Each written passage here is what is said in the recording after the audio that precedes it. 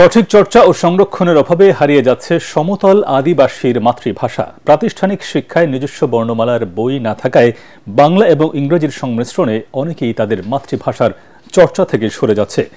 নৃগোষ্ঠীর মাতৃভাষা সংরক্ষণে উদ্যোগ নেওয়া না হলে অনেক ভাষা বিলুপ্ত হবে বলে আশঙ্কা বিশ্লেষকদের। ঠাকুরগাঁও থেকে ফিরোজ আমিন সরকারের রিপোর্ট জানাচ্ছেন জাহিদুল আলম।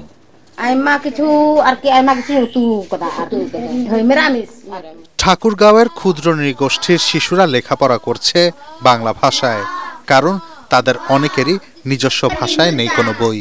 এমনকি কেউ কেউ জানেন না তাদের আদি ভাষাও। বর্তমানে মুখে মুখে টিকে আছে সাঁওতাল, ওরাও, মশুহর, পাহান, মাহালি, ঋষি সহ ৬টি সম্প্রদায়ের ভাষা। চর্চার অভাবে দিন দিন হারিয়ে যেতে বসেছে তাদের নিজস্ব ভাষা ও সংস্কৃতি। আদিবাসীদের যেগুলো ঐতিহ্য আমাদের যুগে যুগে হারিয়ে যাচ্ছে। আমাদের যে প্রজন্মের যে বাচ্চা কাচ্চা আছে তারা কিন্তু আমাদের ভাষায় কথা বলতে পারতেছে না। আমাদের এগুলো কোনো চর্চা নাই, যে আমাদের চর্চা করার জন্য জায়গা দেয়। একাডেমিক প্রয়োজন, আপনার বর্ণ প্রয়োজন, বইয়ের প্রয়োজন। স্থানীয়ভাবে ওরাও সম্প্রদায়ের ভাষা শেখাচ্ছেন সুরভি নামের এক তরুণী।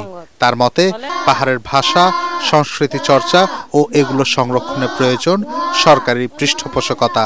সরকার আমাদেরকে নিজস্ব মাতৃভাষা শেখার জন্য আমাদের বই খাতা এবং নিজস্ব বই ছাপিয়ে দেয়, আমাদের সুযোগ সুবিধা করে দেয়। সমতলে বসবাসরত এসব ক্ষুদ্র নৃগোষ্ঠীর ভাষা ও সংস্কৃতি হারিয়ে যাওয়ার পথে স্বীকার করে তা সংরক্ষণের উদ্যোগের কথা জানান উপজেলা প্রশাসনের এই শীর্ষ কর্মকর্তা।